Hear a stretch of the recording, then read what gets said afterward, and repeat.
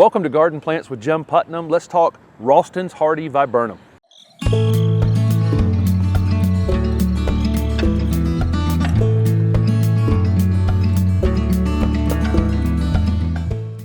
Before we talk about Raulston Hardy dwarf Viburnum obovatum, we need to talk about the native Viburnum obovatum, which is native to the southeast.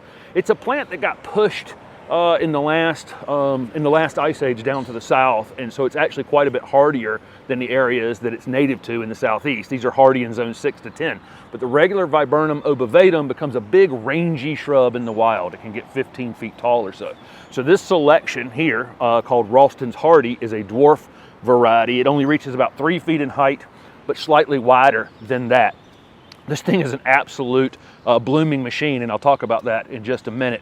It's evergreen, and but in the late fall, going into winter, after we get a frost on it, it takes on a bit of a purplish hue to it, depending on how cold the winter is. As we're coming out of winter right now, you can see the thing in full bloom, and the leaves have greened back up. I'm in front of the D.H. Hill Library at North Carolina State University to shoot this video because they have like 100 of them planted out here in the front. And they're really, really striking here in full bloom in March. One thing I want to point out is we had a 23-degree night a week ago, and with about a 30-mile-an-hour wind, and these were completely unfazed. It's kind of crazy. I said they were hardy in 6 to 10. They're very, very cold hardy. These will get a few flowers starting in the fall, and throughout the winter, on warmer days, you'll see more flowers, and by March or April, just in full flowers. So it's extremely long bloomed, and I see some residual flowers on regular Viburnum obovatum and this dwarf cultivar that, even during the summertime. These flowers will turn to a red fruit, which will eventually turn black, and then birds will take them. These are not, the fragrance on these, like a lot of Viburnum, are not the best. It's not terribly offensive. I'm right here next to it. The wind's stirring. I have to get in here to really find out that it doesn't smell great. But it's not too, it's, again, I don't want to overblow that because this is a great, great ornamental plant with a lot of great uses that we'll talk about in a minute. These are out here in the full sun, in the middle of the absolute full sun, and they have this super dense, compact habit, but this plant will grow great in light shade as well. So where are we going to use evergreen shrub that gets 3 feet in height by about 4 feet in width that blooms almost all winter? Well, almost anywhere. This is a great foundation plant. You can see how beautiful they are mass planted out here in front of the library. These are going to be great on slopes, as for erosion control, as just a single plant. They're great for attracting wildlife into your landscape because, again, this is a native plant.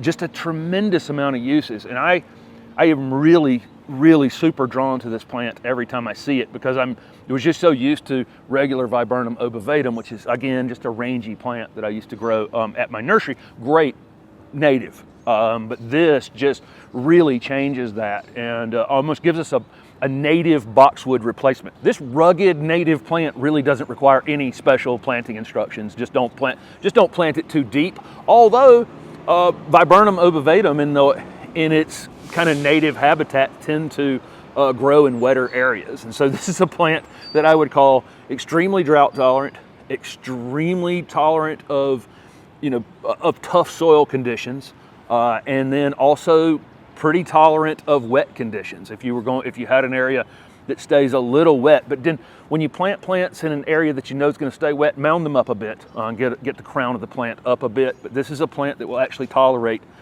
just a wide array of tough soil conditions and tough heat conditions.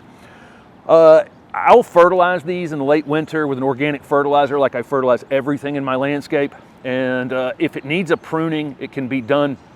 You don't have to do a lot of pruning on this plant. I think you're going to probably take off one wild branch here or there more than you're going to have to do any general pruning. This is how they grow. They're pretty compact, but there might be a limb here or there that sticks up. I really would like to limit the amount of pruning we're doing on these because they're long bloomed, and so the bees get to take advantage of, our native bees get to take advantage of these through the winter time and into early spring. And then as long as we're not doing a lot of pruning on them, then the fruit will mature and the birds get to take advantage of them. So limit the, put it in a space where you can allow it to get 3 feet tall and 4 feet wide. That's what I'm saying. So you don't have to do a lot of pruning on it. And beyond being tolerant of tough soil conditions, these are also deer resistant and rabbit resistant, which is, something that almost everybody seems to be looking for in their landscapes these days. So this is Raulston Hardy Viburnum obovatum. Thanks for watching.